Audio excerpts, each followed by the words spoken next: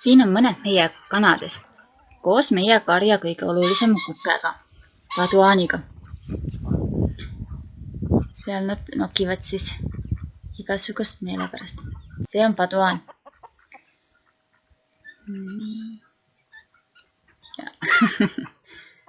Talle väga meeldib kireda. Kõik teised kuked karjas kardavad teda. Meie kanadele väga meeldib võtta liivavanni, sest nad niimoodi siblivad seda liiva üles endale sulgedesse ja sopsutavad siis tiibasid.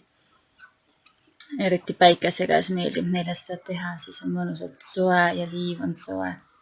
Nad kraabivad ja siblivad ja täiega naudivad seda kõike. Taga on kuulda pärlkana hüüdu. Nii.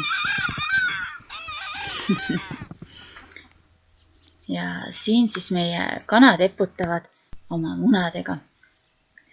Ja näha ikkagi, et kuhu iganes kanakari läheb, sinna läheb ka kaasa meie kukekene.